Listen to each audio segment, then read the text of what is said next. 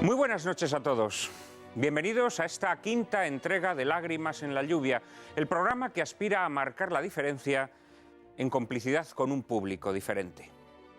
Nunca como en nuestra época se había venerado tanto la democracia.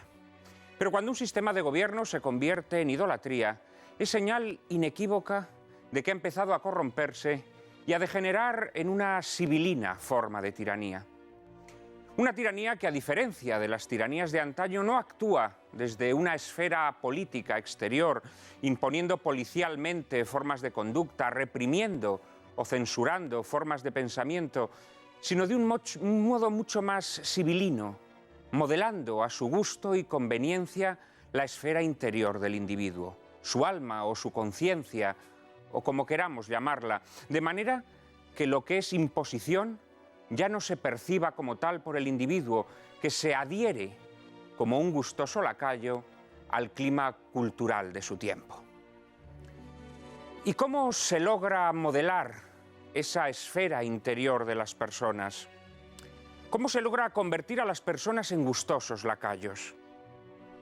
Mediante la destrucción de los vínculos comunitarios que las personas entablan naturalmente entre sí, compartiendo afectos e inquietudes, y mediante la creación paralela de unos vínculos artificiales o hipervínculos que el poder entabla con sus sometidos. Por supuesto, tales hipervínculos han existido en otras épocas históricas, pero o bien eran defectuosos y rudimentarios, o bien su perfeccionamiento era directamente proporcional a su carácter cruel, impositivo, represor. Y en uno y otro caso, los vínculos humanos podían desarrollarse, ocupando los espacios vacíos o bien actuando como contrapeso de los hipervínculos. Stalin, por ejemplo, podía imponer mediante una formidable máquina policial la adhesión unánime al comunismo, pero frente a la imposición oficial represora actuaba como contrapeso la supervivencia de los vínculos humanos, de tal modo que la adhesión fingida no llegaba a penetrar la conciencia, o si lo hacía, era a través de la violencia, de tal modo que esos hipervínculos artificiosos eran percibidos por los sometidos como una fuerza destructiva y, por lo tanto, indeseable. Y esa percepción fue la que acabó a la postre con el comunismo. En nuestra época los hipervínculos actúan directamente sobre la conciencia, sin violencia ni imposición, como una lluvia menuda que todo lo impregna, mediante estrategias propagandísticas mucho más eficaces que la mera persecución policial. Para lograr tal violación incruenta de las conciencias, se ha completado previamente la destrucción de los vínculos humanos que nos protegían de agresiones externas. Se ha anulado el sentimiento de pertenencia, se ha devastado la institución familiar, ese tejido celular básico de la sociedad donde florecían las adhesiones fuertes y duraderas. Se han exaltado la lucha entre sexos, los conflictos generacionales, los rifirrafes ideológicos, hasta dejar las conciencias a la intemperie. Y como la necesidad de entablar vínculos es constitutiva de la naturaleza humana, las personas desvinculadas necesitan encontrar un refugio que los proteja y les espante la zozobra, la sensación de soledad profunda. Así, huyendo de la intemperie, las personas desvinculadas entregan su conciencia a los hipervínculos establecidos desde el poder. Comulgan con las ruedas de molino de las ideologías triunfantes, se adhieren fervorosamente a las consignas establecidas por la propaganda, rinden en fin su alma a la trituradora que los recibe con una sonrisa aparentemente hospitalaria.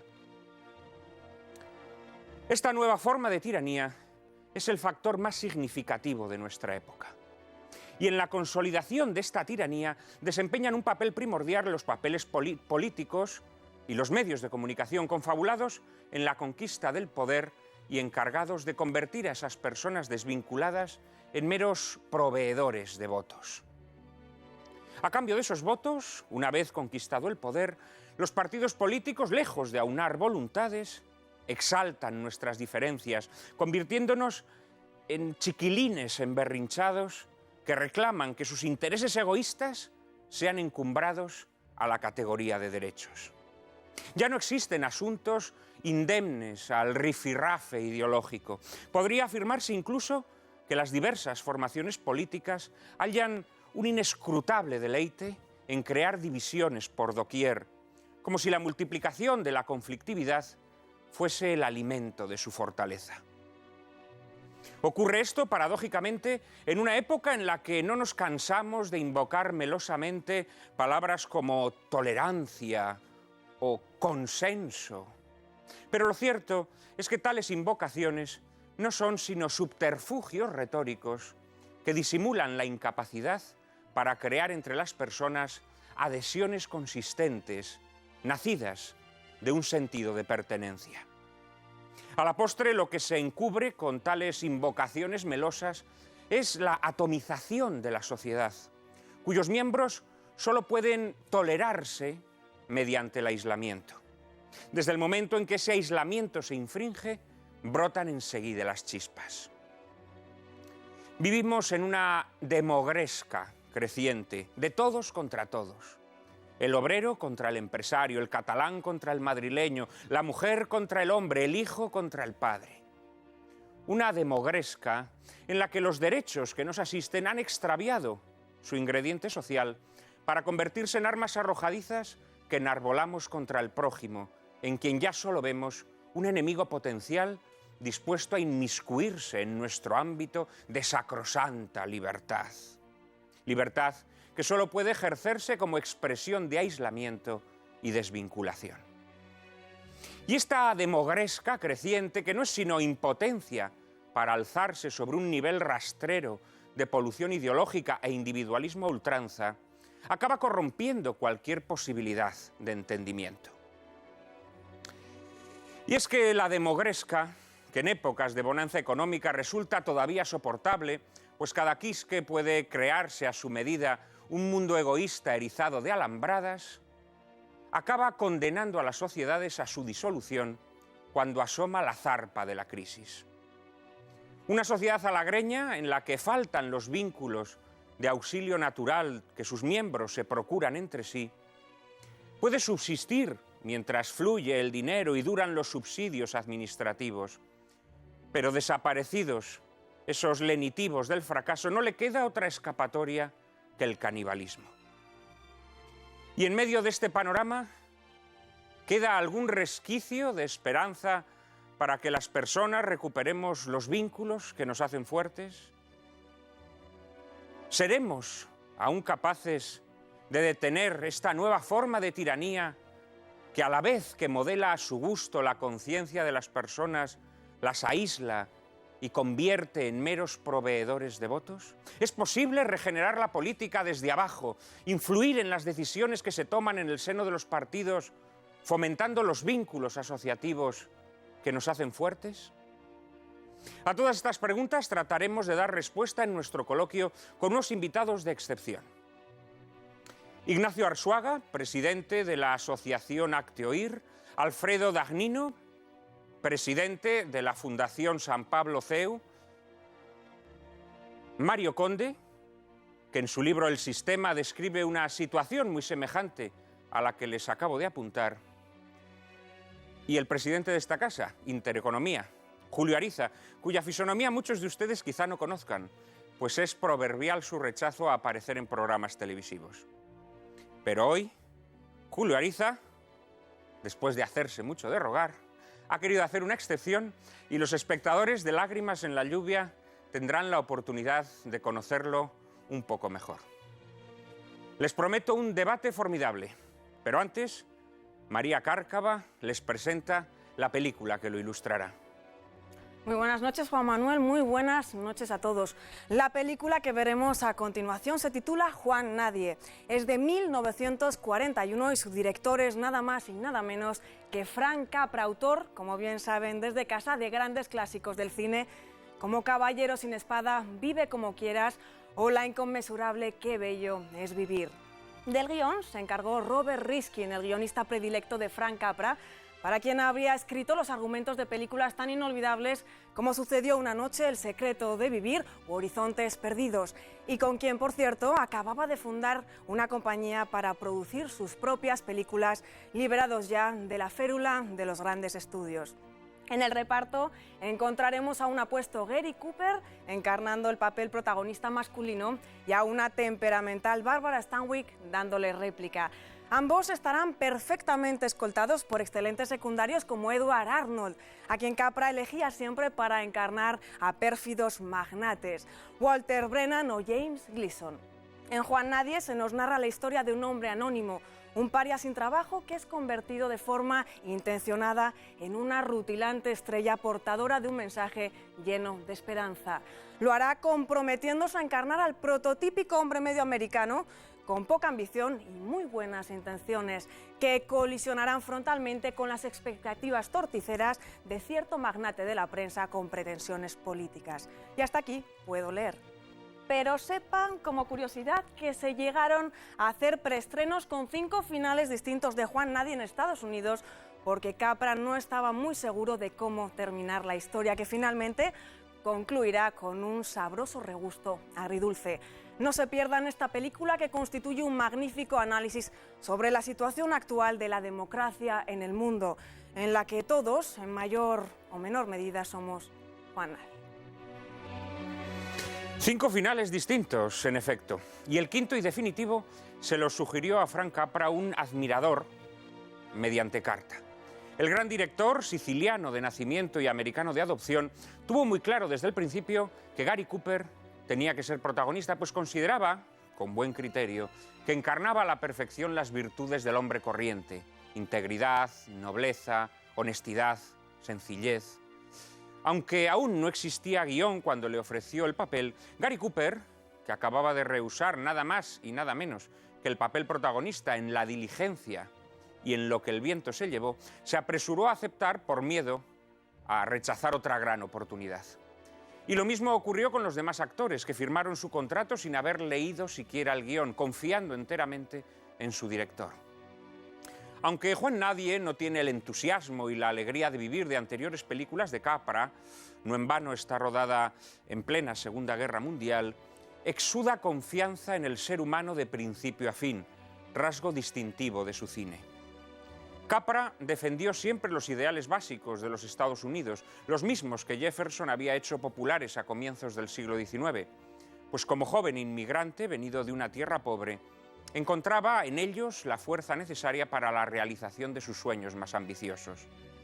Capra creía en las capacidades del individuo, la familia y la comunidad, creía en la igualdad de oportunidades para todos, creía en una libre empresa que velase para que las ambiciones personales desmesuradas fuesen moderadas por una política común de buena vecindad.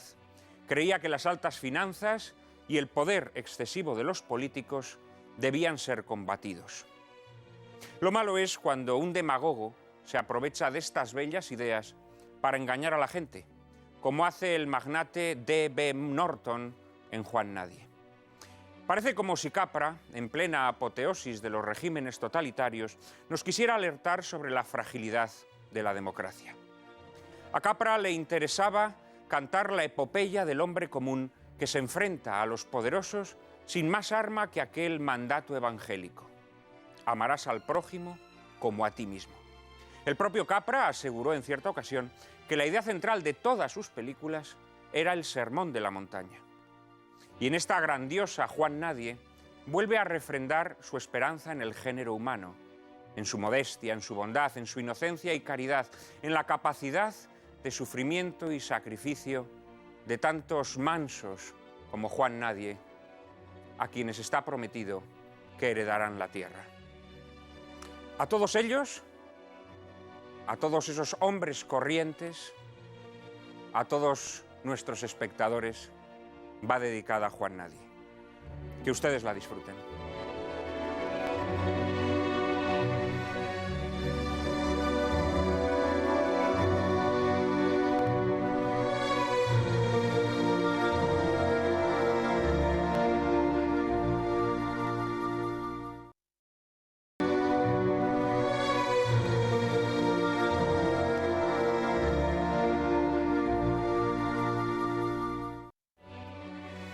Un peliculón tremendo, como les decía. Derribad las empalizadas y conseguiréis un auténtico trabajo en equipo, nos decía Gary Cooper en un pasaje especialmente vibrante de su discurso. En Lágrimas en la lluvia creemos en los vínculos humanos y en el trabajo en equipo. Y por eso queremos que todos ustedes nos escriban a nuestro correo electrónico y nos hagan propuestas y sugerencias. ¿Hemos recibido muchos correos esta semana, Cárcava? La verdad es que como todas las semanas, sí, muchos correos como el de Nieves Zafra y su esposo desde Cuenca, que te agradecen a ti, Juan Manuel, tu forma mordaz y clara y el enfoque católico con el que abordas todos los asuntos que se tratan en este programa. Otro mail sería el de Augusto Slater, un estudiante de Historia en la especialidad de América, que nos felicitaba tanto por la película que emitimos la semana pasada, Capitán de Castilla, como por la elección de los invitados que participaron en el debate. Manuel Maldonado, desde Córdoba, nos ofreció una interesante y extensa reflexión sobre el Día de la Hispanidad. Y estos, como se imaginan, son solo una mínima parte de todos los mails que hemos recibido, que agradecemos, que leemos con detenimiento y que esperamos seguir recibiendo de ustedes. Les recordamos nuestra dirección de correo electrónico: lágrimas@intereconomia.tv. Repetimos, lágrimas@intereconomia.tv. Ahí estaremos esperando todas sus observaciones y sugerencias. Y hoy están aquí con nosotros unos invitados excepcionales, uno de esos cuartetos que son casi como para enmarcar, me atrevería a decir. Está con nosotros Ignacio Arzuaga, presidente de Hazte Oír. Muchísimas gracias, Ignacio. Muy buenas noches. Por aceptar nuestra invitación. Está también con nosotros, frente a él, Alfredo Dagnino, presidente de la Fundación CEU San Pablo, letrado del Consejo de Estado, una persona muy querida en esta casa y a quien todos ustedes conocen sobradamente por su magnífica actividad al frente del CEU y también por sus intervenciones en los programas de esta casa. Muy buenas noches, Alfredo, muchas gracias por estar aquí. Muy buenas noches y gracias a vosotros.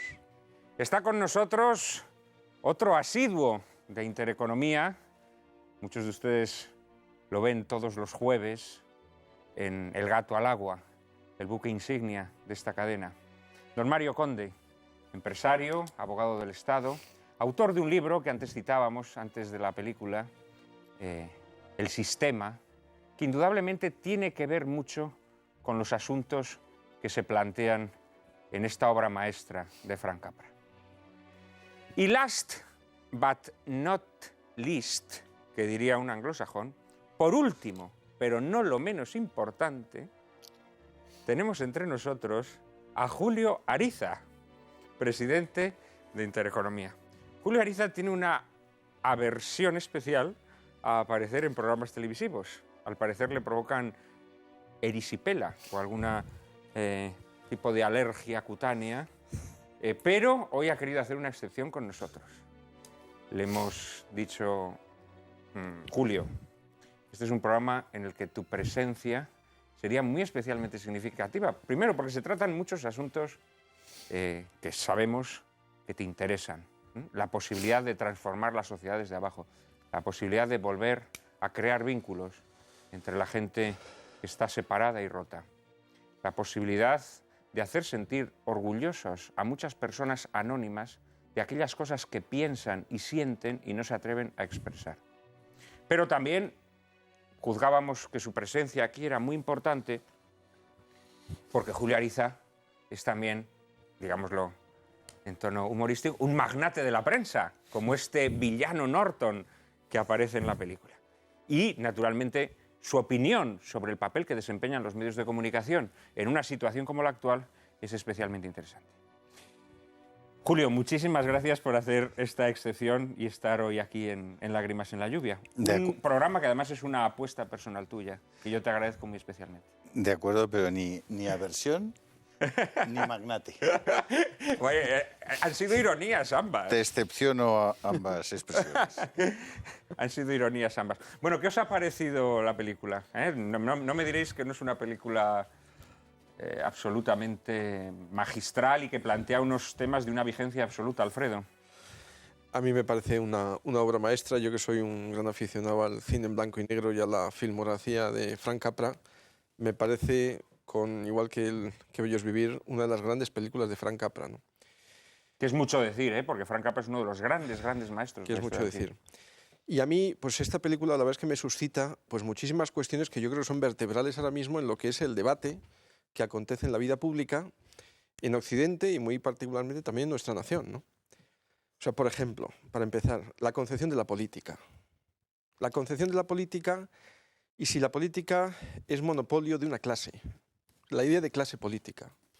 O de a dónde puede degenerar o derivar una concepción de la política en manos de una oligarquía, en manos de partidos que asumen el monopolio de la participación y de la representación política. Esas son unas cuestiones clave hoy. En segundo lugar, la idea de la democracia. O sea, la idea de una recta concepción de la democracia. ¿Podemos seguir entendiendo o concebiendo una democracia puramente formal? Una democracia que se circunscribe a introducir una papeleta en la urna periódicamente cada 4 años.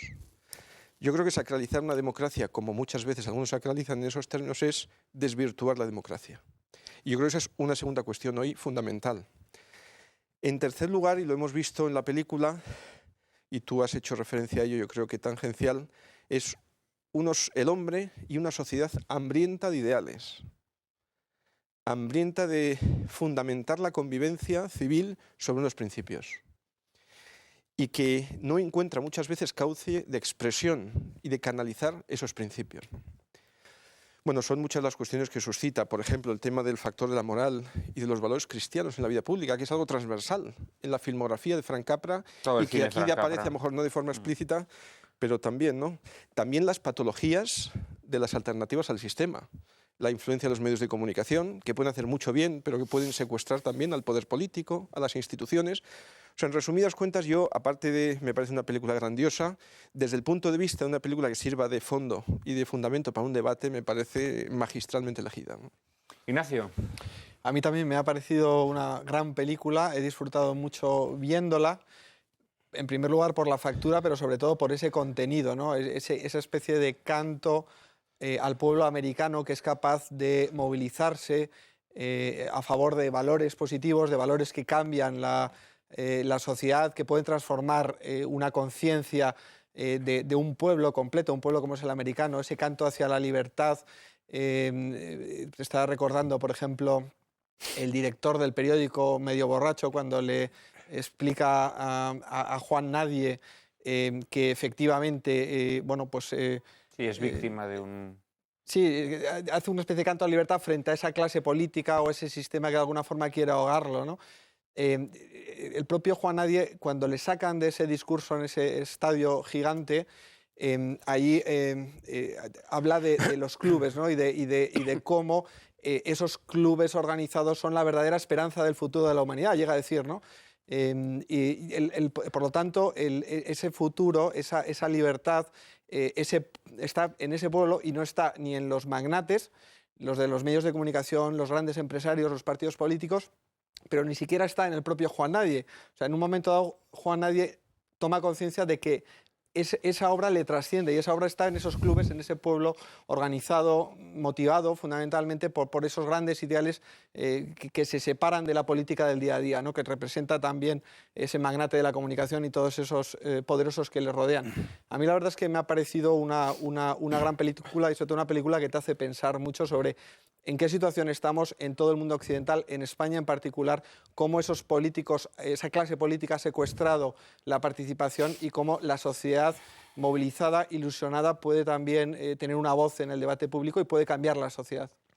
Cuando decidí poner esta película, proyectar esta película en Lágrimas en la lluvia, inmediatamente pensé en una persona que había reflexionado sobre muchos de los asuntos que aquí se tocan y que de alguna manera había condenado ese sistema en donde todo está perfectamente controlado y donde las personas, los seres humanos, al final nos convertimos en marionetas que tan pronto somos encumbradas como despedazadas, destruidas, arrojadas a los perros, como dice en un determinado momento Gary Cooper a Edward Arnold, el actor que encarna al magnate Norton. Me refiero, claro está, a Mario Conde. Mario, estoy seguro que viendo esta película habrás encontrado muchos paralelismos con esa visión que tú expones del sistema en tu obra. Yo tengo que empezar diciendo que doy mi palabra de honor que yo no la había visto, porque esta mañana, cuando... la he visto esta madrugada. Cuando terminé de verla, al lado había una noticia que es que a Camilo José Cela le querían acusar de un plagio, de un premio, ¿no? Y ahora acusan a Lara. Yo lo que tengo que decir es que mi libro El Sistema se escribió y yo no había visto nada de esta película, absolutamente nada, y que quede claro. Hay varias reflexiones así de inicio, ¿no? La primera, los temas que antes has apuntado, por ejemplo, la clase política y la democracia formal, ¿no? En el libro El Sistema está reflexionado este concepto. Es decir, transitamos aristocracia, burguesía, que es la que hace la Constitución del 12, la revolución del llamado proletariado, y ahora aparece una nueva clase en sentido estricto. Y en ese libro yo razono por qué cuando hablo de clase política no estoy utilizando dos palabras, sino una categoría en sentido estricto, porque funcionan con un mecanismo de casta y de apropiación del poder. El concepto de democracia formal está dicho, y el ahogo de la sociedad civil en sentido estricto está teorizado. Tú dices que yo he expuesto, es verdad, he teorizado sobre ello. Aparte de teorizado, pues algo de tiempo de mi vida me ha costado. Pero yo quería hacer una reflexión. Por ejemplo, uno lee a Confucio, ¿no? Y muy bien, y dice Confucio cómo estaba la situación en el año 500 antes de Jesucristo, y encuentras un cierto paralelismo con la que hay hoy. Pero esta película es de 1941. En el año 1941, esta película nos describe una situación de crisis económica, de paro, de angustia, de una clase política dominante, de un engaño sobre la ciudadanía, manipulación de conciencias y hasta manipulación de las personas que quieren expresarse con libertad. Ahora nos vamos al año 2010, donde estamos. Nos encontramos con una situación de crisis económica, de desesperanza, de manipulación de conciencias. Han pasado 70 años. ¿Y cuál es el concepto real que se nos ha tratado de vender durante 70 años? Una palabra mágica: progreso, libertad y democracia. Pues señores, entre el año 1941 y el año 2010, a pesar de las palabras progreso, libertad y democracia, casi nada serio y profundo ha cambiado. La pregunta es, ¿qué nos ha pasado? Bueno, yo diría que se ha cambiado una cosa sustancialmente, fíjate, respecto al año 40, y es que la sociedad está mucho más destruida. Es decir, los vínculos naturales que en esta película vemos cómo emergen de forma inmediata, natural, en cuanto el movimiento de los clubes Juan Nadie empieza a desarrollarse, y vemos esa escena maravillosa en ese ayuntamiento de esa ciudad perdida donde a Gary Cooper lo encuentran y entra allí los representantes de ese club y le cuentan cómo no se hablaban con el vecino, cómo de repente quien creía que era un avaro o un gruñón se revela una persona extraordinaria con la que hay tantas cosas en común. Todo eso ahora mismo está mucho más despedazado. Es decir, la erosión en la sociedad es mucho más fuerte. Y perdona que te dé una puntualización antes de concluir. No quería decir en que estábamos peor, pero ya que dices es verdad, la sociedad está mucho más desorganizada. Pero yo me temo que en esa película, en esa conversación de llevarte bien con el vecino, de encontrar a un ser humano que lo tenían perdido y oculto, rezuma un ideal. Yo me temo que en eso también estamos peor. Que la capacidad que tiene esta sociedad adormecida y manejada por lo conveniente de rezumar ideales es menor que la que existía en el año 1941. Y es nuestra obligación recordar que los seres humanos o se mueven por ideales o caen en la conveniencia. Aunque luego esa cosa a la que llamamos ideales normalmente suele ser lo más realista, porque esos ideales que mueven a los seguidores de Juan Nadie es realismo puro, mientras que nosotros hoy no tenemos ideales, tenemos ideologías, que son las que nos mantienen alejados de la realidad, y por tanto ya somos incapaces de ese movimiento de unión, de asociación entre la gente corriente. Qué cariñoso es llamándole a eso ideologías, pero bueno. Julio, no sé si participas de esta visión sinóptica o paralela que nos ha hecho Mario sobre la época de la película y la época que vivimos hoy. Tu introducción al programa es tan completa que es verdaderamente difícil encontrar resquicios donde uno colar algún argumento nuevo, ¿no? La película tiene los mismos tintes que durante muchos años tuvieron las películas de Hollywood, que perfilaban nítidamente la diferencia entre el bien y el mal. Es decir, a los pocos minutos de ver la película ya sabes dónde están unos y dónde están otros y de qué se trata, ¿no? ¿Y qué puede ocurrir si ganan unos y qué puede ocurrir si ganan otros? Y ese principio casi maniqueo de Ormuz, de Arimán, que está en toda la filmografía del Hollywood hasta los años finales de los 60, probablemente los 70, está clarísimamente marcada. Por otra parte, es de destacar, desde mi punto de vista, la extraordinaria calidad del guión, cosa que en el cine de hoy cuesta encontrar. Es decir, hay verdadero talento en los que han escrito los diálogos, en los que han escrito el discurso. Es decir, todo tiene un sentido, está perfectamente estudiado y la verdad es que la creatividad es magistral. Hay un momento especialmente interesante cuando el ciudadano empieza a tomar conciencia de su verdadero poder, que no es, como decías muy bien tú, el hecho de tener un voto, sino más bien el hecho de tomar conciencia de su propia realidad y asumir la voluntad y poner en marcha la voluntad de cambiar las cosas. En esa línea maquiniana de nosotros no estamos en la historia, nosotros hacemos la historia. Y hay un momento en el que los protagonistas y quienes les siguen deciden que son ellos quienes pueden y deben hacer la historia. Y ahí es donde de verdad empieza la película y donde aquellos que toman esa decisión se encuentran de frente con lo que Mario llama y muy acertadamente efectivamente el sistema, ¿no? Es decir, un conjunto de intereses, más que de ideas, de intereses. Exacto. Perfectamente cerrados y encajados, donde la aparición de nuevos jugadores, entre comillas, que vengan con otro tipo de ideas y sobre todo que quieran defender su propia dignidad, chocan frontalmente. Yo creo que ese sería una primera aproximación. Hay una cosa que has dicho en estas películas, y muy especialmente en el cine de Frank Capra, efectivamente está muy claramente delimitado el bien del mal, pero también hay un puente o un pasillo para la conversión. Esto también creo que es muy importante, que nuestra sociedad, desgraciadamente, como cada vez se hace más puritana, ya no cree en la capacidad de las personas para cambiar. Y aquí vemos al personaje de Barbara Stanwyck, que al principio es una periodista sin escrúpulos, ¿no? Que se desarma ante la belleza interior del personaje de Gary Cooper.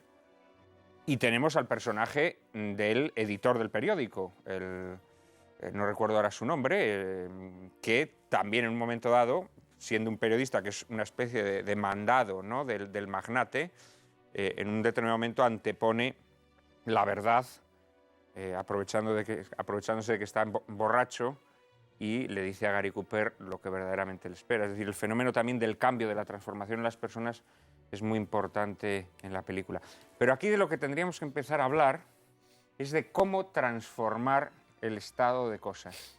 ¿Existen posibilidades de que esa democracia formal a la que se refería Alfredo, y con esto te interpelo a ti precisamente, ya que sacaste el tema, ¿habría posibilidades de cambiar esto desde abajo? ¿Habría posibilidades de que la sociedad nuevamente vinculada vuelva a tener voz y regenere esta democracia que se nos está pudriendo?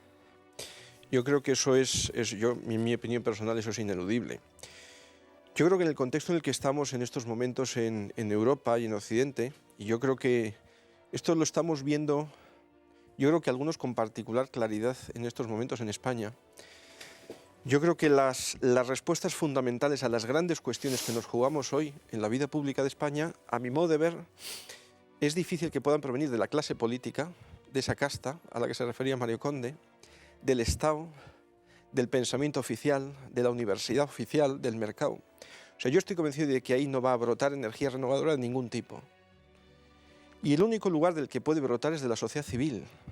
Que no olvidemos que el Estado como comunidad política organizada es coronación de algo previo, que es la sociedad civil, y no al revés. O sea, en estos momentos una de las fuentes de grandes males es ese leviatán, el Estado, que extiende sus tentáculos no solo en el entramado institucional del poder, sino que tiene la vocación y la tentación de extenderlo hacia la sociedad civil y creando todo un entramado totalitario en el ámbito de puras democracias formales. Y esta es la gran cuestión. Yo creo que en ese contexto, desde la sociedad civil tiene que brotar un espíritu de regeneración moral de todo esto. Y claro, la sociedad civil es algo ambiguo y es algo abstracto, pero yo creo que tenemos que intentar articular minorías al final las minorías son las que mueven el mundo y la historia. Esto lo decía el padre Ayala, el fundador de la Asociación Católica y Propagandistas, que habló de la formación de minorías selectas, pero selectas en el sentido de servir al bien común, otra palabra despreciada en el argot del pensamiento oficial, el bien común, que es a lo que sirve el Estado y a lo que sirven aquellas personas que aceptan la responsabilidad de servir desde la vida pública. Bueno, pues yo creo que la capacidad de, desde la sociedad civil, formar minorías creativas que sean capaces de alumbrar un proyecto de servicio y de regeneración a la vida pública. Yo creo que eso es una gran labor, y eso es lo que puede alumbrar, yo creo que un principio de esperanza y de luz para aquellos que creemos que debe prevalecer, como decía Julio, pues el bien, y que creemos que la verdad del hombre y la verdad de la sociedad no es fruto de las mayorías ni del consenso, sino que nos precede. Ignacio, tú tienes naturalmente mucha experiencia al frente de Hazte Oír, y supongo que esa labor de las minorías que tratan de alguna manera de abrirle los ojos a la sociedad, ¿no?, de tratar de romper esa nueva forma de tiranía que se infiltra en nuestras conciencias, que pretende que todos pensemos lo mismo, supongo que será una labor difícil que se encuentra con constantes obstáculos, ¿no?, por parte precisamente del sistema, ¿no? Por parte del sistema y también por parte de los efectos que el sistema ha producido en las personas. Yo creo que hay que ser tremendamente realistas y tomar conciencia de que la sociedad ahora mismo, en su inmensa mayoría, no es consciente de lo que está pasando, ¿no?, y de hasta qué punto ese sistema pues, ha ido modelando las conciencias a imagen y semejanza de esa ideología o de esas ideologías que se imponen sobre el conjunto de la sociedad. Pero también yo creo que en los últimos 10, 15 años hemos podido todos ser testigos de algunos elementos que nos permiten albergar esperanza, ¿no? En la sociedad civil, en los medios de comunicación, el mismo grupo Intereconomía, ¿no?, que hace 15 años pues, no tenía una presencia en la sociedad, no, desde luego no existía. Yo creo que sí que hemos podido comprobar que ya hay mucha gente que está dando ese paso, está empezando a tomar conciencia y está empezando a movilizarse. Yo creo que nuestra misión, la misión de Hazte Oír, y yo creo que en buena medida, me atrevo luego, sino que Julio me corrija, el grupo Intereconomía, en fin, las personas que estamos de alguna forma tratando de defender un concepto de la persona digno, donde se respetan todos sus derechos y todas sus libertades, yo creo que nuestra misión es, en primer lugar, abrir los ojos de la gente, es decir, que tomen conciencia de lo que nos estamos jugando, de lo que tenemos enfrente, de hasta qué punto nuestras libertades pueden verse restringidas en el futuro si no luchamos, si no trabajamos para realmente hacer un dique de contención contra ese proyecto que se nos impone. Ya decía, en primer lugar, ayudar a tomar conciencia y, en segundo lugar, dar motivos para la esperanza. Es decir, el sistema quiere hacernos creer que no hay nada que hacer, que es un rodillo imparable y que no importa cómo nos movilizamos, no importa lo que hablemos, lo que hagamos, se va a imponer sí o sí, ¿no? Entonces yo creo que hay que, de alguna forma, mediante la acción, mediante la actividad, mediante nuestro testimonio personal, que la gente, que los ciudadanos, que nuestros compatriotas tomen conciencia de que sí, que se pueden cambiar las cosas. Y la realidad es que estamos viendo que se están cambiando. Vamos a ver, tu pregunta es, ¿se puede cambiar el estado de cosas? Se puede, pero para empezar a cambiar hay que cambiar el estado. El estado de cosas, el estado. Es ineludible, decías tú con toda la razón. Lo que ocurre es que es muy difícil. Y por tanto la gente tiene que tomar conciencia de que es difícil. ¿Por qué es difícil? Es difícil porque a esta situación nos han llevado. ¿Cómo nos han llevado? Mediante la creación de lo que hemos llamado una clase política. Decías, y con razón, que esperar una regeneración moral procedente de la clase política es muy complicado. Probablemente, en cierta medida, sea demandar un imposible. ¿Qué es lo que ha pasado en estos años? A la sociedad española les han ido mandando una serie de mensajes. Nosotros, clase política, somos los detentadores de la ortodoxia en lo técnico y del progreso en lo convivencial. Ni eran ortodoxos en lo técnico, ni tenían el progreso en lo convivencial. Y gracias a eso se han apoderado de los intelectuales, aquellos que eran capaces de producir lo destinado a convencer a la sociedad. Mediante el mecanismo de los intelectuales se han apoderado de las universidades, de las academias, de los colegios profesionales, y encima transmiten un mensaje que en un momento determinado se compra bien. Oiga, no me estarán ustedes queriendo decir que quieren una sociedad orgánica. Una sociedad orgánica. es que la sociedad o es orgánica o no es sociedad, o está organizada o no lo es. Con estos mensajes han ido generando una laminación de la sociedad. Y hoy en día, en el momento que nos toca vivir, en una de las crisis más importantes que hemos tenido, ¿dónde están las universidades? ¿Dónde los intelectuales? ¿Dónde las academias? Y la sociedad, nos guste o no, está desvalida. ¿Cuál es el principal problema para que la sociedad se rearme? Que la clase política lo entienda. Que la clase política esté dispuesta a que la sociedad tenga voces. Caben dos posibilidades, que lo entienda o que no lo entienda. Pero yo creo que será muy difícil, será muy fácil, en todo caso será altamente complicado, pero la orgánica de la sociedad, una sociedad organizada, tiene que darse cuenta de que hay que transformar el Estado, hay que transformar los modos de entender y una cosa capital, lo político y lo público no es lo mismo. Hemos delegado en unos señores la gestión de nuestros asuntos. Ahora lo que tenemos que hacer es que nosotros, los asuntos públicos, la sociedad, lo organicemos de una manera diferente. Julio, hay uno de los promocionales de esta cadena, Sí. dice, somos tu voz. Supongo que tú efectivamente eres consciente de la responsabilidad que un medio como Intereconomía tiene precisamente de recoger la voz de toda esa gente laminada, ¿no?, por el sistema, toda esa gente que está constantemente recibiendo mensajes según la ortodoxia oficial, ¿no?, toda esa gente que está absolutamente aplastada pues, por castas intelectuales, políticas, etcétera, etcétera, que le lanzan siempre un mismo mensaje, ¿no? Sí, pretendemos hacer, a pesar de lo que puedan creer algunos, una apelación mucho más a la razón que a las emociones. Es decir, a pesar de que esta se distingue por ser la época de la razón. De la razón podrida. La razón es justamente lo que está faltando prácticamente en todos estos procesos sociales. Es decir, una primera apelación al hombre para que, como sería natural, tome conciencia de su propia identidad, de su propia dignidad, es previa. Pero inyectar también en los procesos de formación de las personas muchos de los elementos y de los conceptos que han dejado de ser normales. El concepto de ley natural, el propio derecho natural, la ley eterna, la libertad vinculada que tú mencionabas al principio y mencionas constantemente y que presupone que la libertad no es la carencia absoluta de vínculos, sino la aceptación de los vínculos más excelsos por encima de los vínculos que te esclavizan.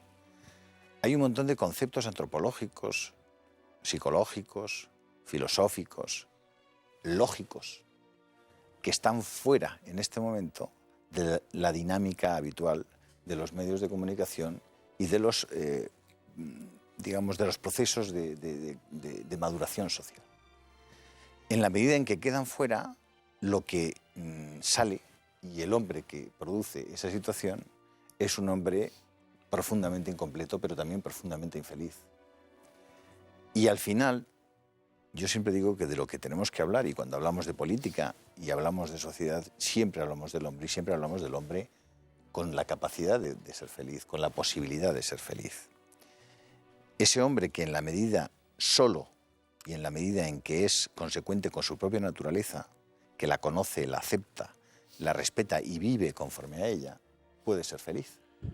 Y en la medida en que no comprende esto, no consigue nunca una felicidad profunda, una felicidad en serio. Y por eso, previamente a la apelación al cambio social, hay que apelar al hombre para decirle, levántate, toma conciencia de tu dignidad y ponte a pensar. Sí, claro, el problema es que lo que hoy le ofrecen al hombre, naturalmente ya no es una reconciliación con su propia naturaleza, sino que es una exaltación de sus caprichos, de sus apetencias, de sus deseos, y el encumbramiento de esos caprichos, de esas apetencias, de esos deseos a la categoría de derechos, ¿no? Es decir, tus intereses particulares, tus conveniencias, te las convertimos en derechos y así vas a ser una persona felicísima. No, claro, así eres una persona, en primer lugar, egoísta, claro, que busca siempre la satisfacción propia, ¿no? En segundo lugar, eres una persona sometida, esclavizada a aquel que ha convertido tus caprichos, tus intereses en derechos, ¿eh? Y así ya te has convertido en papilla humana, así ya estás a merced de tu amo, que en el momento en el que te retire esa concesión graciosa que te ha hecho, pues te convierte en una piltrafa. Así está la gente reducida y explotada. Pero querías decir algo. No, quería y decir, contigo vamos a acabar este primer bloque. Abundando en la idea de lo que decía Julio Ariza, que en algunas ocasiones hemos hablado sobre ello. Y a mí no solo no me da reparo decirlo, sino que me produce mucha alegría enfatizarlo, ¿no? Todo esto sucede porque se ha eliminado del hombre el sentido de la trascendencia, el sentido de trascender. Ese es el gran tránsito que existe entre la sociedad medieval, entre la Edad Media y la llamada Edad Moderna. El hombre ya no tiene un sentido de trascendencia y sin el sentido de trascendencia se genera un tipo de moral en donde lo que prima por encima de cualquier otra consideración es lo conveniente. Y cuando se instala lo conveniente y se rompe el vínculo del hombre con lo superior, es inevitable que esto suceda. Absolutamente inevitable. Y cuando se pone al servicio de la ruptura de la trascendencia, incluso la ciencia, porque hay hasta premios Nobel que escriben sobre el llamado concepto científico del alma, cuando esto sucede, es el campo abonado para que por el mecanismo de inducción al ser humano le metan, en vez de valores, conveniencias. En vez de aspiraciones de otro orden, deseos de bienes materiales. Si no se recupera al ser humano su sentido de la trascendencia que está aquí por algo y para algo, no conseguiremos un modelo que nos permita ni siquiera ser felices. Estamos en eso totalmente de acuerdo. Una pequeña pausa y enseguida volvemos.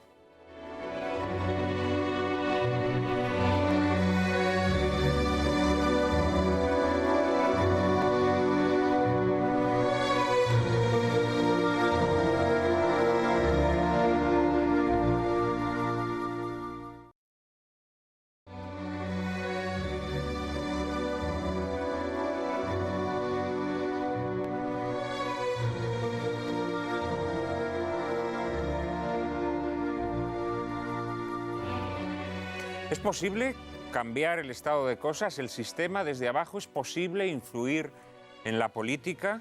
¿Es posible que la sociedad se rebele contra el estado de cosas? Precisamente en las últimas semanas se han vertido ríos de tinta sobre un fenómeno transatlántico, los Tea Parties, que quizá podrían ser una posibilidad de introducirse desde la sociedad en la política. María Cárcava nos presenta este fenómeno. El Tea Party es un movimiento ciudadano que surgió casi de forma espontánea en los Estados Unidos en 2009 como respuesta a las medidas intervencionistas del gobierno de Barack Obama. Se fue gestando poco a poco, manifestación a manifestación, hasta convertirse en una fuerza política de enorme influencia. Está compuesto por miles de asociaciones locales sin estructura ni líder que, aprovechando los modernos medios de difusión en Internet, apuestan firmemente por una vuelta a los valores defendidos por los padres fundadores de la patria y levantan su voz ante asuntos como la reforma sanitaria y la inmigración. El partido del té toma su nombre del Boston Tea Party, una organización política de resistencia al mandato inglés en Norteamérica que se formó en 1773 como protesta contra el monopolio de la importación del té a las colonias y, por supuesto, por los elevados impuestos que se gravaron al producto. Actualmente está formado por ciudadanos que se sienten defraudados por un gobierno que ha agrandado la deuda de los norteamericanos para subsidiar proyectos que no gozan de apoyo popular. El Congreso norteamericano ha decepcionado a la población y las consecuencias están manifestándose con el triunfo electoral en las primarias de los candidatos independientes. Sus victorias en estados tradicionalmente demócratas demuestran que los más desilusionados con el gobierno son aquellos que votaron a Obama. Pero los Tea Baggers, como se conoce a los simpatizantes del Tea Party, también son muy críticos con algunos partidos políticos republicanos. Por ello, ambos partidos temen que el Tea Party pueda dar origen a una tercera fuerza que altere el bipartidismo bicentenario de los Estados Unidos. La fuerza real del Tea Party se verá reflejada en las elecciones legislativas del próximo noviembre y en las presidenciales de 2012. Pero ya ha demostrado ser una revolucionaria forma de participación ciudadana en la vida política. Les formulo ahora tanto a nuestros invitados como a ustedes desde casa una pregunta. ¿Creen que un movimiento social de estas características sería aceptado por los partidos dominantes en España? ¿O más bien creen que se pondrían de acuerdo para sofocarlo e impedir su éxito? Ignacio, ya que has de oír es naturalmente mucho mejor que el Tea Party, pero participa de esa filosofía, digámoslo así, ¿no? De nacer desde abajo frente a los partidos establecidos. ¿Qué crees que pasaría en España? ¿Crees que los partidos serían capaces de dejarse fecundar, digámoslo así, por un movimiento de estas características o se cerrarían automáticamente? Absolutamente no. Estoy totalmente de acuerdo con lo que planteaba antes Alfredo. Los partidos políticos están muy a gusto con el actual sistema que les otorga todo el poder y se lo quita al pueblo. El propio José María Aznar, en una conferencia en otro medio de comunicación, le preguntaban por los Tea Parties y él decía que eran algo positivo, que defendían gobierno limitado, menos impuestos y más patriotismo, pero inmediatamente decía que en España no serían aplicables. José María Aznar, que ya no está en la política activa, pero de alguna forma pertenece a esa clase política. Le quedan resabios. Sí, obviamente, ¿no? Yo, sin embargo, soy optimista. ¿Qué significa? ¿Perdón? Que dice que no serían aplicables. Que no No cuajarían, entro en el detalle de por qué no sería bueno. No sería bueno. Sí, Bueno, a lo mejor es que si hubieran existido en su momento José María... Bueno, quiero decir, bueno, perdón, sí. No, bueno, yo pienso que sí que hay alguna posibilidad. Desde luego es muy difícil porque nos enfrentamos contra Goliat y desde luego Goliat es muy poderoso, pero en España sí que ha habido ese resurgimiento a raíz, primero, de la política radical extremista, no radical sino extremista, de José Luis Rodríguez Zapatero, precisamente del hecho de que el Partido Popular y la derecha política nacionalista y no nacionalista no ha dado una respuesta contundente, ideológica a esa política extremista de Rodríguez Zapatero, y luego también al hecho de que tenemos las nuevas tecnologías, ¿no? La TDT, Internet, yo creo que son canales de difusión que permiten que la sociedad civil organizada, conservadora, de derecha o defensora de las libertades y los derechos fundamentales, de alguna forma tenga una presencia y una participación. De hecho, si me permites la broma, Ignacio, yo creo que os llamáis Hazte Oír porque habéis nacido en España y aquí, conociendo al gobierno de Zapatero, no os podríais llamar Hazte Escuchar, que es lo que en realidad debería ser vuestro nombre, ¿no? Pero, Alfredo. No, por favor. Que es favor. sorprendente muchas veces, o sea, el miedo a la libertad Claro. y a la expresión espontánea de la propia sociedad. O sea, que podría servir a lo mejor a otros para mejorar. No, para afianzarse en ese corralito que se diseña desde el Estado y desde el poder público, ¿no? Sí, corralito, pero luego los que lo sufrimos el Sí. corralito somos nosotros. No, a mí me parece que este movimiento, más allá de las singularidades históricas de los Estados Unidos y de las particularidades del lugar, hombre, es fruto de la vitalidad y del vigor y del dinamismo de la sociedad civil, ¿no? De una sociedad que es titular de derechos que preceden a la comunidad política. Y como decía Mario, es decir, la estructuración en cuerpos intermedios, las corporaciones, la familia, o sea, es que el movimiento, a pesar de que se ha hecho en 2009, esto arranca de muy atrás. En la revolución conservadora en los Estados Unidos, de las que son piezas claves la escuela, las iglesias, la comunidad local. Y todo un tejido social muy activo y muy dinámico. Y luego, en segundo lugar, hombre, un ámbito en el que la clase política quizás tiene una peculiar idiosincrasia muy distinta a la europea, que no tiene esa idea de casta, de oligarquía. Hay partidos, pero los partidos no son estructuras del Estado, son cauces de participación política, pero que no son el monopolio de la participación política. Hay vida política al margen del Estado y al margen de los partidos, y eso es fundamental. Y yo creo que en ese sentido, yo creo que estos movimientos, que además tienen sus influencias y la participación también en los partidos, yo creo que son fruto del dinamismo y contribuyen también al bien común. Y en tercer lugar, antes hablaba Mario de los ideales. Es que este movimiento en los Estados Unidos, y esto es fundamental, quiere ser depositario también de una tradición y de una memoria que está en el origen y en la fundación de los Estados Unidos, y de unas raíces cristianas que son los que le constituyen como lo que somos en Occidente y a ellos como norteamericanos, y la invocación de una moral objetiva y anterior al Estado, que no es fruto de las mayorías políticas, ni sociales, ni parlamentarias. La idea de la ley natural que decía Julio Ariza, o sea, esa ley que está inscrita en el corazón del hombre y que le ayuda a discernir entre lo que está bien y lo que está mal, entre lo justo y lo injusto. El sentido de nación, el amor a la patria, que tiene una profunda dimensión espiritual. Todo eso que tenemos que recuperar en ese sentido trascendente del hombre y la comunidad, esto es fundamental.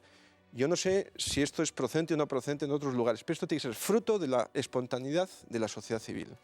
Yo, bajando un poco el nivel, mira, diría lo siguiente. Vamos a ver, la pregunta tuya. ¿Los partidos políticos se ponen en contra o ayudan al movimiento? Definitivamente, contigo. En contra. ¿Y por qué se ponen en contra? Vamos a ver qué es, qué representa y vamos a ver con qué confluye. ¿Qué es? Un movimiento asociativo ciudadano. Por tanto, es un cauce orgánico a través del cual una serie de señores quieren participar en la vida pública y quieren gestionar sus cosas y no quieren que otros las gestionen en exclusiva, léase, los políticos.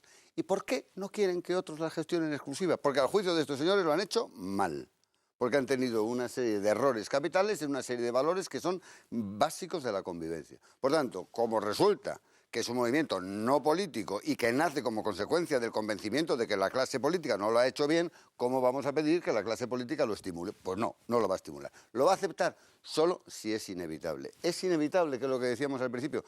Desde luego, desde el punto de vista de los deseos, es absolutamente inevitable. ¿Cómo? Manifestando ideas claras. A mí, vamos a ver, hay una diferencia clarísima entre las ideas que de lo que podríamos llamar el bloque... no sé cómo llamarle, si conservador, tradicional, lo que quieras, y el progresivo. El llamado pensamiento progresista tiene una cosa, que tiene entropía. ¿Y eso qué significa? Que no se sabe dónde va a acabar. Entonces, las ideas progresistas ahora están matrimonio homosexual. ¿Y cuál es la siguiente en ese terreno? Nosotros estamos defendiendo unas ideas que son clásicas en el buen sentido. La nación, pues la nación, hoy, mañana, pasado, y no tenemos un pensamiento de entropía, sino un pensamiento claro. Ahora bien. Yo te digo dónde acaban esas cosas. ¿Dónde? Cuando tú abres una puerta, primero la entreabres, luego la abres del todo, luego pones un tope para que no se cierre y luego obligas además a la gente a pasar por ella. Es decir, con el aborto, por ejemplo, se ve muy claro la evolución, ¿no? El aborto lo admitimos en circunstancias excepcionales, luego ya unos supuestos establecidos en el Código Penal, luego ya lo convertimos en un derecho protegido y luego, que será el siguiente paso, no nos engañemos, será obligatorio. Pero de acuerdo. O sea, eso está clarísimo. Pero lo que ha ocurrido aquí es que la sociedad se ha dado cuenta de que muchas cosas de las que les han vendido durante estos años, primero, digámoslo claro, no son verdad. Y en segundo lugar, han conducido a un estado de cosas que es realmente catastrófico. Y entonces han dicho, señores, o nos ocupamos nosotros de nuestras cosas, o como se sigan ocupando los demás de nuestras cosas, ¿qué ocurre? Que es extremadamente difícil. Y si queréis luego hablamos de ello. Porque el sistema no es un conjunto de clase política, ¿eh? El sistema es una imbricación, como mínimo secante y probablemente concéntrica, entre clase política, clase financiera y medios de comunicación. Y cuando estos tres elementos capitales se unen con una finalidad determinada que es defender... Julio decía esto, y es que es claro, la relación o el hilo con el que se teje el sistema son intereses.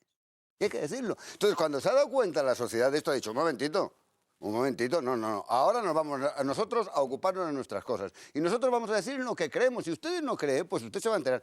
Independientes. Vamos a ver.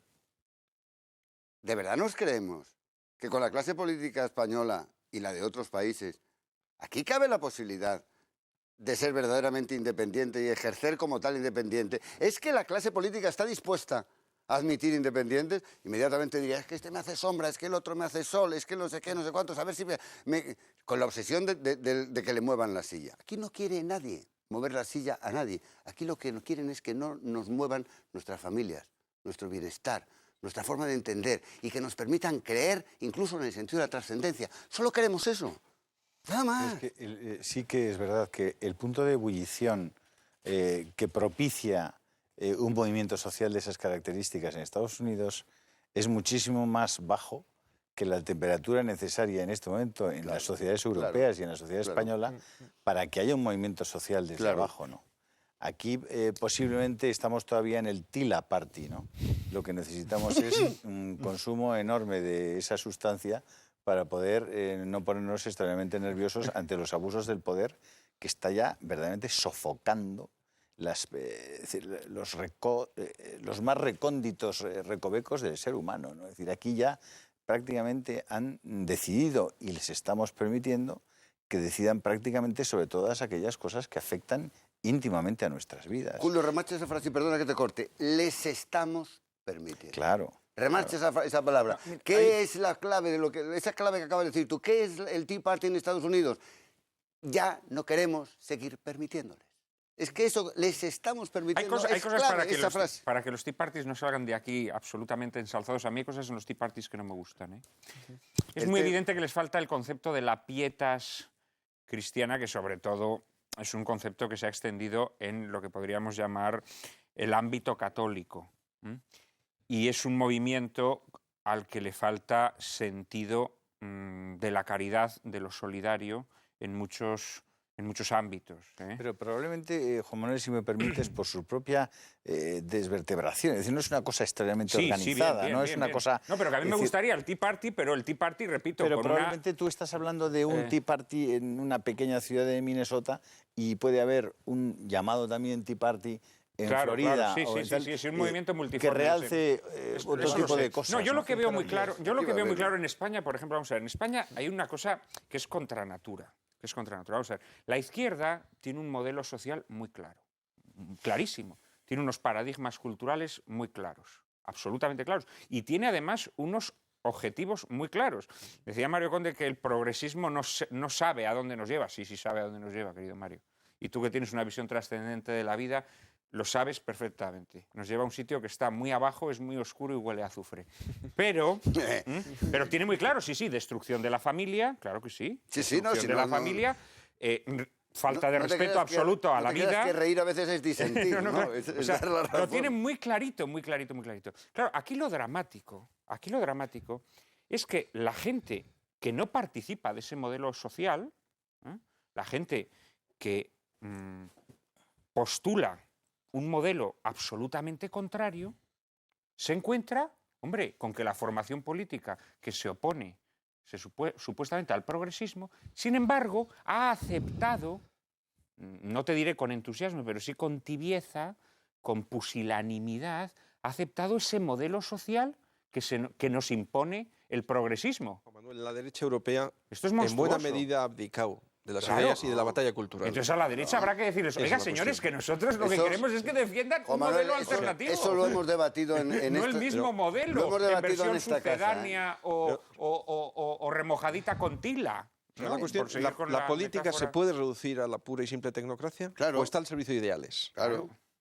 Esa es la cuestión. Pero incluso lo malo es que cuando la fijaros política se que cada reduce a la vez- tecnocracia, perdón Julio, y la tecnocracia encima en algunos casos arroja unos niveles de técnica no especialmente cualificados, encima es una tecnocracia no particularmente cualificada que se refugia en una cosa que se llama la ortodoxia. Dice, yo soy el ortodoxo, usted es un heterodoxo. No, mire usted lo que pasa es que no sé si es ortodoxo o no, pero vamos, de momento usted es un inculto. Y las cosas que está... pero claro, no. En este país, en los últimos, y lo hemos debatido en esta casa, y es importante que se sepa, desde el año 1996 hasta el año 2010 han transcurrido 14 años, 16, 1994. 14. 16. 16. En los 16 años hemos tenido 8 años de gobierno del PP y 8 años del gobierno del PSOE. Los problemas capitales, esenciales y estructurales subsisten. siguen sin ser los mismos. Y desgraciadamente, cada vez que tenemos que decir, es que no se ha hecho, ¿y por qué no se hizo antes? Es decir, el concepto de clase política y de sistema se superpone. Hay un célebre tratado sobre los partidos políticos de Robert Michels, que es de 1911, que es una crítica tremenda a los partidos políticos a propósito de la socialdemocracia alemana a principios del siglo. Eso era un juego de niños comparado con lo que hoy son los partidos. O sea, el drama de las democracias actuales, y la española también, es el peso de la partitocracia. Claro, los partidos no se abren a la sociedad, no son permeables, y es una casta endogámica, y por consiguiente que se transforma en oligarquía. Y gracias a un sistema electoral que propicia eso, una divergencia constante entre los representantes y el pueblo. Pero la sociedad dio previamente un paso atrás, Alfredo. Exacto. Es decir, eso no hubiera ocurrido si los seres humanos organizados no hubieran hecho dejación de sus propios deberes Sin duda. y de sus propios derechos. El poder tiende naturalmente a ocupar todo el espacio disponible, como los gases. Pero si ese espacio le es permitido. Yo estoy de acuerdo. Yo creo que resulta muy sencillo echar la culpa a los políticos, echar la culpa a la clase política, al sistema. Yo creo que si estamos en la situación en que estamos, la culpa la tenemos precisamente los ciudadanos que hemos cedido esos espacios al poder, espacios que nos corresponden a nosotros como seres humanos individuales. Y por ese mismo motivo también comparto las ideas que se han transmitido hoy aquí, que la regeneración va a venir de la sociedad. Esa batalla cultural no podemos esperar que la dé el Partido Popular. Y es un drama, porque tenemos la mitad de la sociedad española que tenemos una representación, por supuesto que sí, que hay una cierta representación, pero no hay una representación genuina de las cuestiones que realmente nos preocupan, ¿no? Entonces a mí me gusta mucho el concepto que utilizan los americanos de Tea Party y previo al Tea Party, que es el leave us alone, dejadnos en paz, ¿no? Es decir, usted, poder político, usted, Estado, deje que yo eduque a mis hijos, no se meta en la definición del comienzo de la vida humana, como hace la ministra de la Igualdad. No se meta en... Entonces, sí, bueno, el principio de subsidiariedad que siempre ha defendido la doctrina de la porque Iglesia. esas Yo transferencias, creo que el Estado... como dicen ahora en la Organización del Estado Autonómico, esas transferencias yo no se las he hecho. Es decir, yo no he transferido al Estado mi capacidad para educar a mis hijos. No se la he transferido, ni se la voy a transferir. Y no me la puede arrebatar, ni me la va a arrebatar. Hay muchas cosas en las que decido yo y que no he transferido al Estado. Solo en la medida en que voy permitiendo que ese Estado, cada vez más todopoderoso, se apropie de mis propias decisiones más importantes, yo voy a perder mi libertad, pero es que no voy a permitirlo. Teóricamente, cada vez que emites un voto, estás haciendo una delegación global sobre cualquier aspecto de organización de la sociedad. Ese es el modelo, y ese es el modelo que ha fracasado. Y ese es el modelo contra el cual se está rebelando, empieza a rebelarse. Oiga, mire usted, una cosa es que yo le vote, y otra cosa es que con mi voto usted decide una serie de cosas que para nada estaban incluidas en ese voto. Pero claro, para eso hemos necesitado 16 años de experiencia de que votando unos a unos y otros a otros, al final los grandes problemas de la sociedad siguen sin ser resueltos. Y como siguen sin ser resueltos, la sociedad ha dicho, oye, o lo resuelvo yo o no me lo van a resolver. Y entonces ese es un movimiento. No es un movimiento ni estructurado ni organizado. Está una sociedad cansada. Dos cosas. La primera, la que decía Julio. Nosotros hemos tolerado y hemos colaborado. Hemos dado en un momento determinado un paso atrás. Nos han sobornado. Nos han comprado. Nos han comprado. La sociedad nos han asustado ha sido también. Yo creo que comprada. eso en el Intimidado, miedo. claro. El ejemplo más claro de que esta es una sociedad que ha sido comprada, todos decimos, el problema inmobiliario, la crisis inmobiliaria, y es verdad. El sistema financiero está en una situación caótica como consecuencia del tema inmobiliario. Pero decirme, ¿cuántos españoles eran capaces de resistirse a la presión del funcionario bancario que les daba un crédito para especular con la vivienda, un bien primario? Ni tienes que ocuparte, la vas a vender sobre plano y vas a ganar un dinero sin hacer. Es decir, una sociedad en la que en el sistema financiero y los constructores se ponían ni más ni menos que al servicio de la avaricia con un bien primario. Nos han comprado, señores. Nos han comprado, evidentemente. Y como el tiempo es oro, nosotros vamos a comprar unos minutos para publicidad y enseguida volvemos.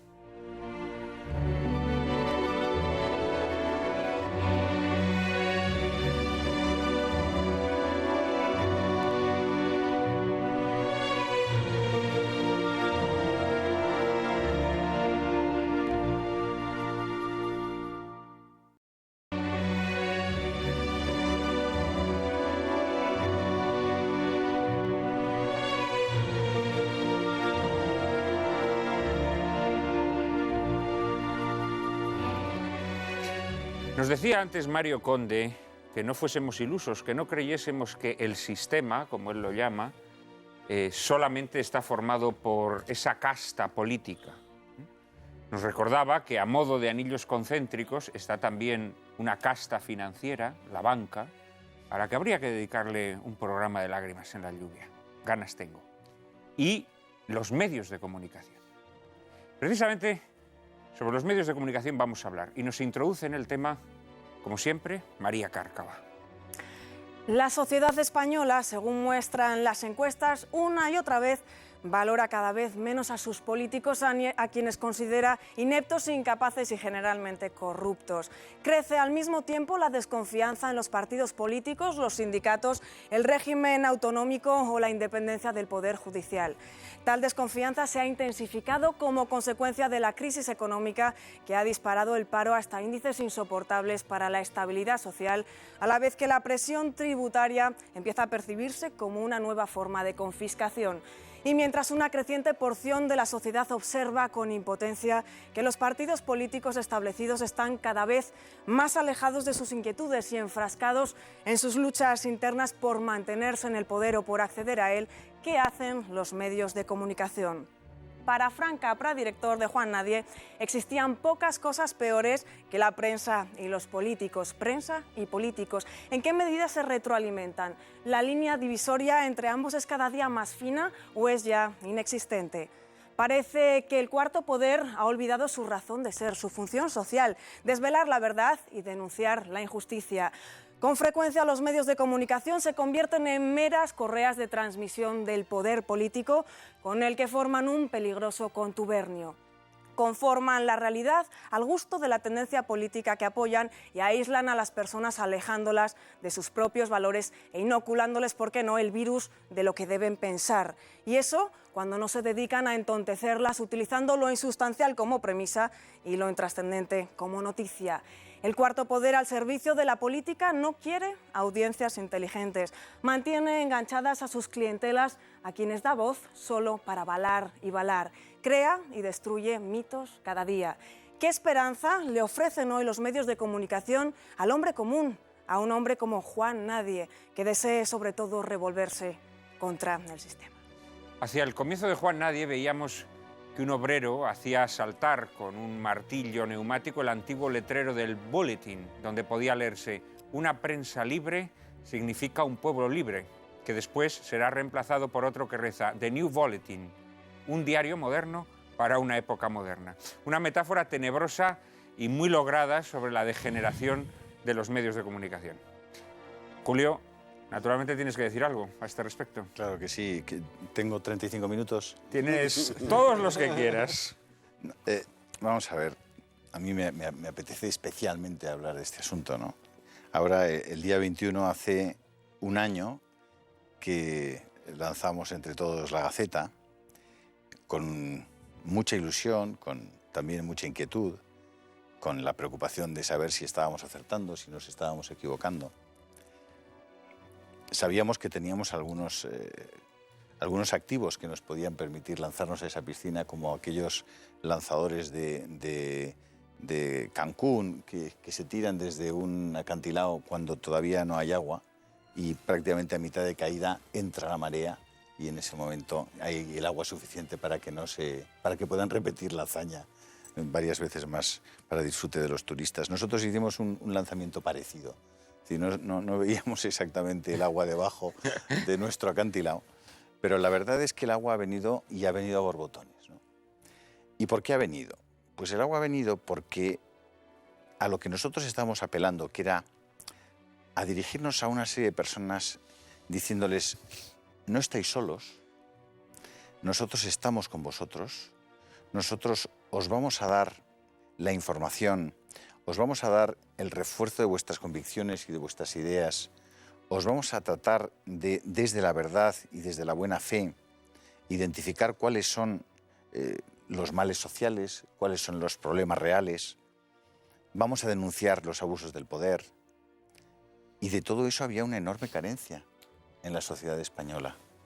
Es decir, solo esa carencia es justificación del éxito verdaderamente sin precedentes de un proyecto como La Gaceta. Que una televisión como Intereconomía haya sido la primera televisión que haya sido capaz de emitir cuñas editoriales en las que manifestamos de forma nítida cuáles son nuestras convicciones, cuáles son nuestras creencias como grupo, a qué valores vamos a apelar y qué valores vamos a defender. Algunas de esas cuñas ya le están saliendo caras a Intereconomía.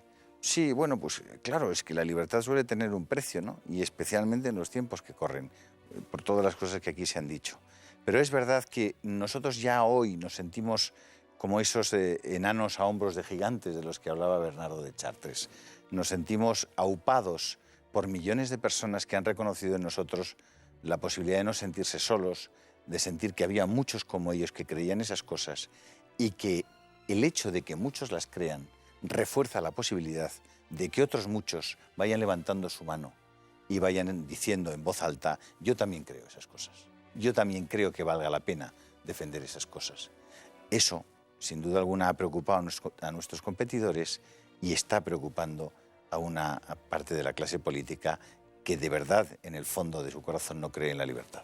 Pero fíjate que él no lo quiere decir probablemente porque la Gaceta es una responsabilidad en el sentido estricto de Julio, y yo sé muy bien lo que digo. Pero se acuerda, no sé, fue en el 2009, ¿no, Julio? Cuando estaba recién salida la Gaceta, estábamos dando una conferencia en el Círculo Ecuestre de Barcelona. Estaba allí toda la sociedad catalana y tal. Entonces yo me tocaba hablar y dije, lanzar un medio escrito en estos momentos, con el mercado saturado como está, es mucho más que un proyecto empresarial, es un proyecto de valores. Y esto solamente se hace cuando uno quiere defender una serie de valores y arriesga en sentido estricto, no las consecuencias de esos valores, sino también su dinero. Y eso es una obra personal, y lo digo porque es así, porque lo he vivido de una manera muy directa, de Julio Ariza. Eso no quiere decir que los grandes profesionales que colaboran... No, la decisión de poner en marcha ese proyecto es suya. Pero vamos a ver, ¿hay independencia real? Y como yo he preguntado si se puede decir la verdad, pues digo, pues no. Te exigimos que digas Pues la verdad. no, vamos a ver. Y eso lo digo teóricamente con una... No, lo digo por experiencia personal, porque he vivido en un mundo en donde los medios de comunicación estábamos ahí. ¿Cómo se controla o cómo se cortocircuita la independencia de los medios de comunicación para que la gente lo entienda? Primero, con el poder del Estado, con el fiscal. Hay una frase en la película terrible que dice el dueño del medio de comunicación: llama al fiscal y dile que le detengan, que le acusen de cualquier cosa, pero que le detengan, que no vaya. Llama al fiscal, que le acusen de cualquier cosa. ¿Esto qué es? ¿Una cosa de película? Esto no es una cosa de película. Esto pasa. Segundo instrumento, el financiero. Los medios de comunicación son empresas. Las empresas tienen recursos propios y ajenos. Como hemos propiciado un control de los medios, de los instrumentos financieros, léase los bancos, cuanto más concentres y más entidades fuertes tengas en el sistema financiero, más entidades débiles tienes en los medios de comunicación. Y tercero, la publicidad. Ningún medio escrito, de los modernos todavía, pero de los antiguos, ninguno saca una cuenta de resultados positiva como no sea con publicidad. ¿Y quiénes son los grandes anunciantes? Hemos concentrado de nuevo. Por tanto, concentrando el poder del fiscal, concentrando el poder financiero y concentrando el poder de publicidad, la independencia es una palabra preciosa. Pero una palabra preciosa. Bueno, yo llevo varios años estudiando el movimiento conservador norteamericano, que inicia su andadura a finales de los años 60. Antes de los años 60, los medios de comunicación, la política, predominaban las ideas progresistas de izquierdas, tanto en el Partido Demócrata como en el Republicano. Y hubo un grupito de personas que decidieron que merecía la pena defender sus ideas también en la vida pública, no solamente en su entorno familiar.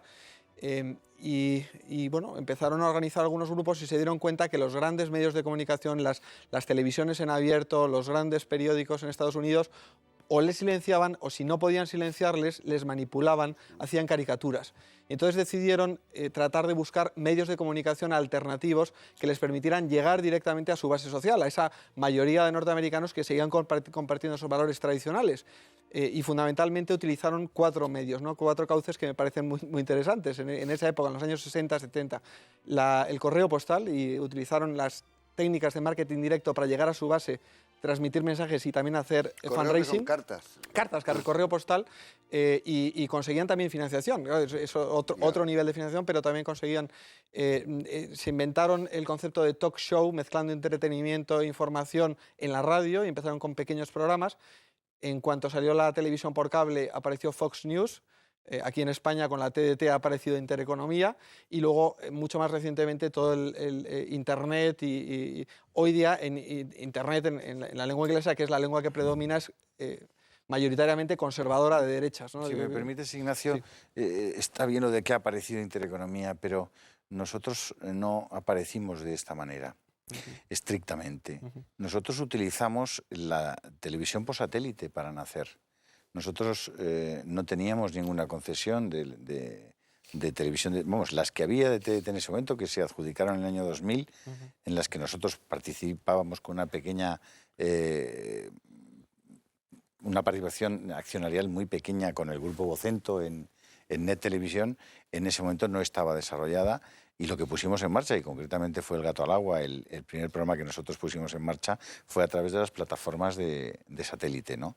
En ese momento también se produjeron las primeras concesiones de televisión digital terrestre que dio el gobierno de Esperanza Aguirre en la Comunidad de Madrid, y de las 48 licencias que en ese momento dio el gobierno de Esperanza Aguirre, Intereconomía fue adjudicataria de una de las 48, ¿no?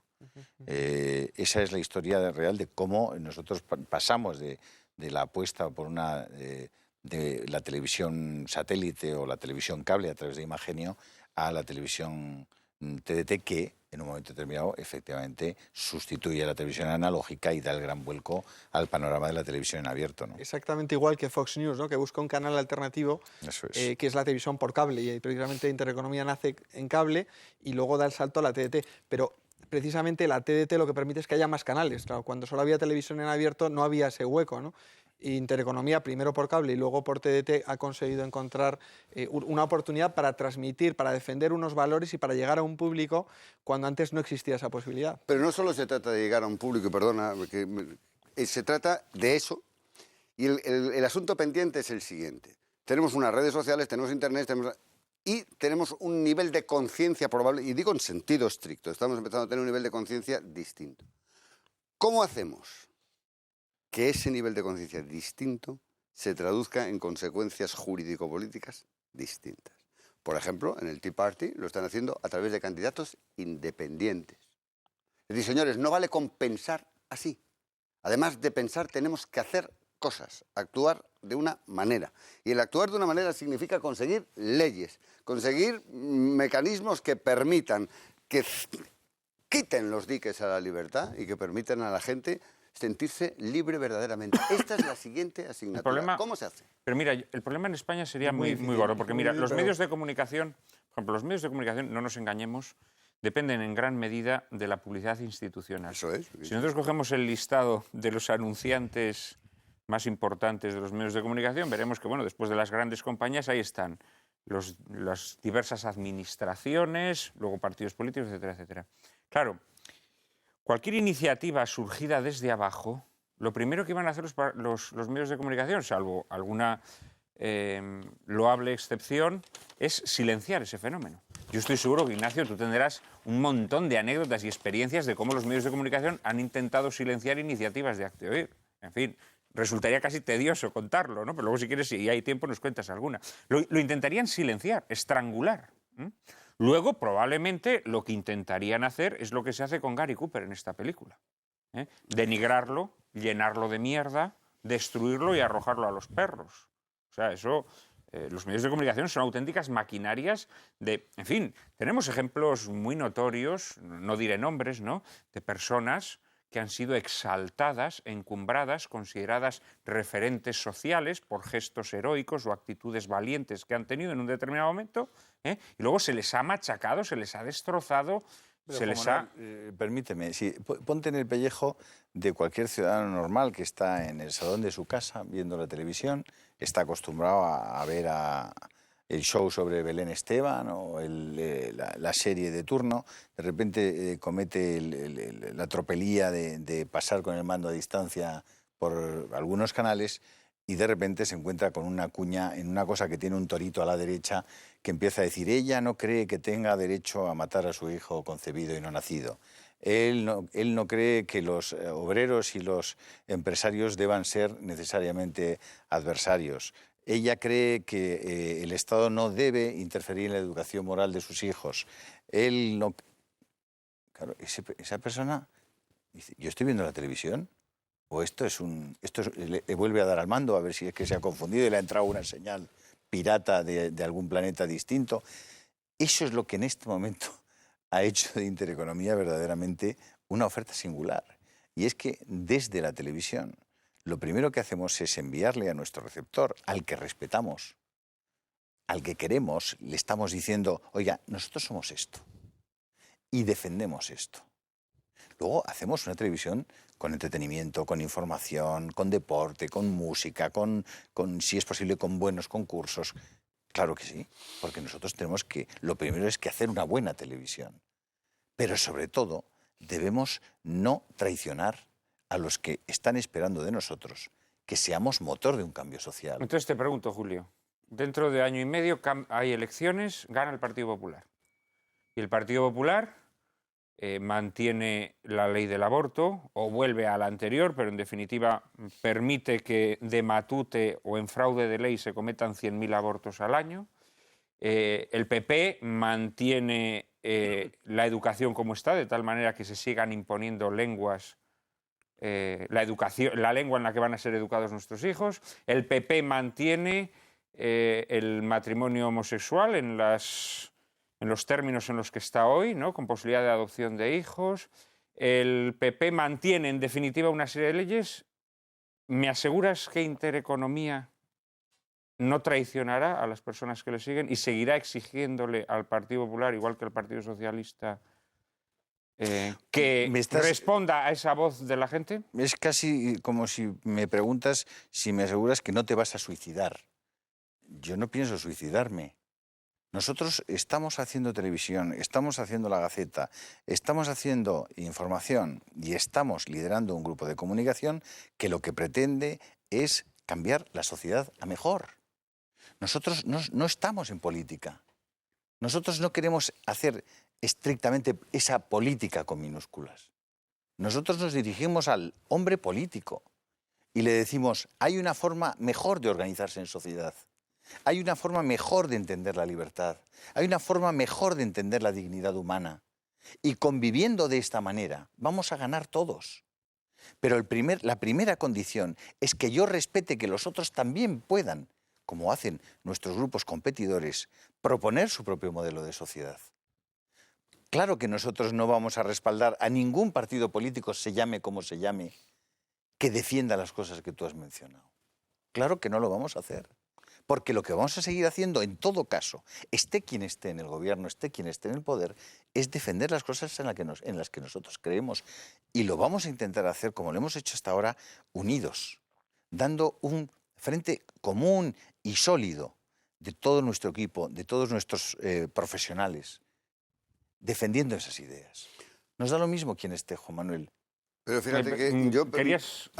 Sí, no, yo dos ideas en la línea que está diciendo Julio. Como en la sociedad de nuestro tiempo, una sociedad de masas, una sociedad globalizada, la importancia y la presencia de los medios de comunicación es trascendental. Y claro, eso puede estar, y lo vemos en la película de Frank Capra, al servicio de ser un instrumento de intereses, al servicio de ser un instrumento de la coacción, al servicio del secuestro de las instituciones públicas y de los poderes públicos, o puede ser un instrumento al servicio del bien, al servicio de la verdad, al servicio de formar rectamente la opinión pública. Y enlazando con lo que dice Julio, al servicio de unos ideales que constituyen un proyecto para la nación, de un proyecto cultural, social y político. Y por eso es fundamental que un medio y las personas que están detrás de los medios puedan tener las condiciones para ser independientes. Y Mario ha puesto sobre la mesa todos los condicionantes que tienen. Y luego, en segundo lugar, antes hablamos de la regeneración de la democracia. Uno de los elementos básicos para regenerar la democracia es la dimensión de la democracia de la opinión pública. No hemos hablado de los medios de comunicación social públicos como instrumentos de propaganda del poder público en España, del gobierno de la nación y sus réplicas en el ámbito autonómico. Y luego, una estructura de medios que garanticen la pluralidad y la independencia, más allá de los condicionamientos administrativos. Tener un periódico no está sujeto a condición administrativa, pero la radio y la televisión sí, son concesiones del poder público. Concesiones administrativas. Alfredo, perdóname que te interrumpa, y Mario, que tú hacías una apelación a la posibilidad de la independencia. La independencia, desde mi punto de vista, para un medio de comunicación, solo te lo dan tus lectores, solo te lo dan tus telespectadores. No es posible otro tipo de independencia. Con un matiz, Julio, que quería yo decir, y es lo siguiente, vamos a ver. ¿Es lógico, es razonable que exista un medio de comunicación defendiendo unos determinados valores? Por supuesto, por supuesto. Es lógico que haya otros que defiendan los suyos, por supuesto. Pero un medio de comunicación es coherente cuando lo que defiende son convicciones. Mi experiencia personal es, en muchos casos, ausencia de convenciones propias y defensa de conveniencia. La pérdida de la independencia deriva que en muchos medios de comunicación no ha habido convicciones, sino conveniencias. Y la conveniencia es un valor extremadamente flexible y que en un momento determinado te permite cambiar una editorial, pasar de defender aquí, porque es conveniente, porque es que resulta, o como decía Luis Marianzón, lo más importante de los medios de comunicación no son solo lo que publican, sino lo que se echa al cesto de la basura y no se publica. Es decir, los medios de comunicación en los que hemos vivido han perdido su independencia porque se han ellos mismos atado en el altar de las conveniencias. Y esta casa lo que tiene son convicción. Ahí lo dejamos. Decía Groucho Marx en una célebre frase, estos son mis principios, pero si no le gustan, los cambio por otros. Nosotros siempre estaremos en aquellos sitios donde los principios no se cambien. Como aquí, en Lágrimas en la lluvia, en Intereconomía Televisión. Muchas gracias a todos por su fidelidad y muchas gracias a nuestros 4 invitados de hoy, Alfredo Dagnino, Mario Conde, Ignacio Arzuaga. Invito, por cierto, a todos nuestros espectadores a que se metan en la página de Acte Oír y quizá ahí encuentren una rendija, ¿no?, para empezar a cambiar las cosas, para empezar a cambiar el sistema desde abajo. Muchas gracias también, Julio, por tu presencia excepcional hoy aquí. Y espero que esa excepción se repita con el tiempo. A todos ustedes, muy buenas noches y en un minuto les anunciamos el asunto de nuestro próximo programa.